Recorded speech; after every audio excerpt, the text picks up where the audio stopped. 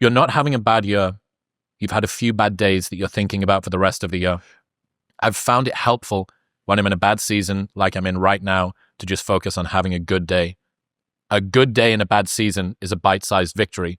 String a few of those in a row, and a bad season feels less hard. I'm pretty sure the difference between a happy life and an unhappy one doesn't come down to how many good or bad days you have, but which days you think about over and over again. In some seasons of life, maintaining is winning. Couldn't have put it better myself.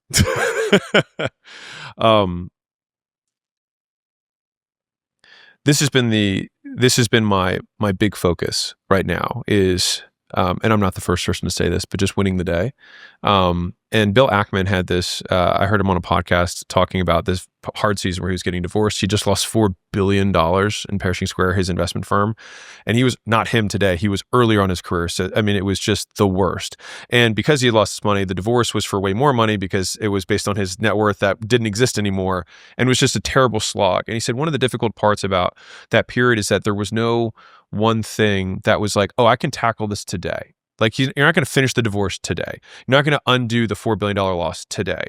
And so it's like when you have these larger, more complex negative things that do scale, it's like, how do you navigate through that? And for anyone who's listening right now, it's like, maybe it's the bad breakup, or maybe you're getting divorced, right? Or maybe it's like the business isn't working the way you want. It's like, and there's like 10 things that you have to fix. And it's like, well, I can't fix that change in the logo until the next run. So I just have to see this every single day. Yeah.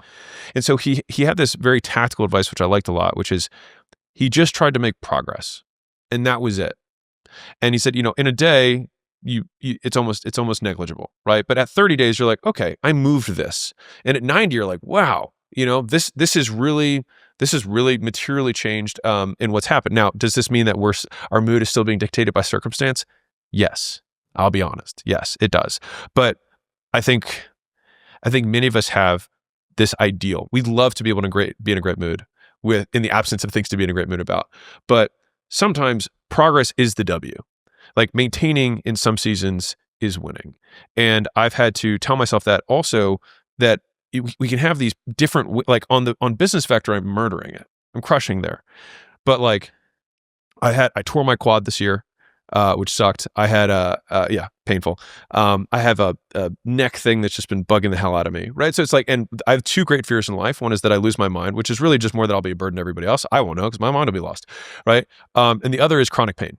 Those are like my two great fears in life, because chronic pain is really tough. Like the first thing you think about when you open your eyes in the morning is pain. And it's like, fuck.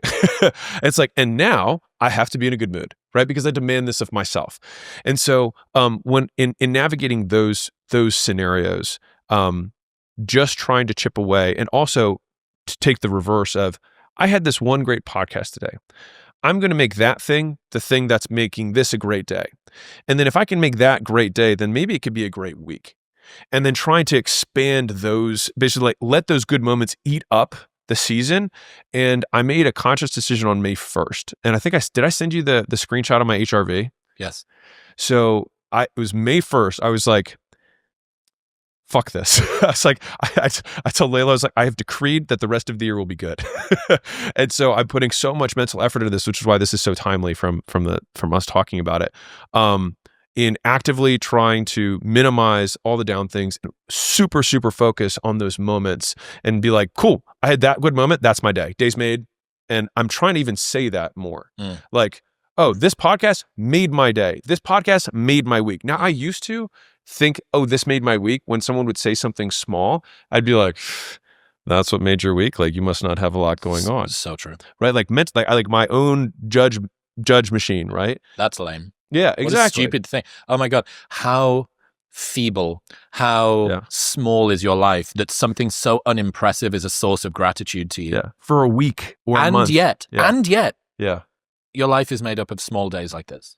That is what life is. Yeah. And if your expectation of life is that it's going to be, well, until I play the main stage at EDC, until I make the $1 billion, until I get married to the love of my life, until I get these things, you're just holding your happiness hostage until something great happens. Yeah. And what if, again, it's what we said before, what if something small could be something great? Yeah. and it exists in the specific.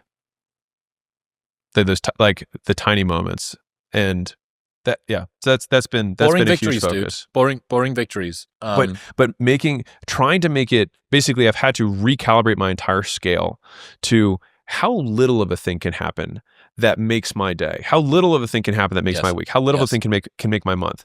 And like, how crazy would it be if a year from now I say 2025 was a great year? You know, I woke up pain-free for probably like 70% of my days. That was a great year. But like, I got to have coffee with Layla in the morning once a week, and that filled me up for the whole week. Like, if I can, and I'm putting, so anyone who's listening to this, like, I'm putting a huge amount of my discretionary effort into this, because it's my belief that right now, what will prevent me from achieving my ultimate goals, because that motherfucker's not gone.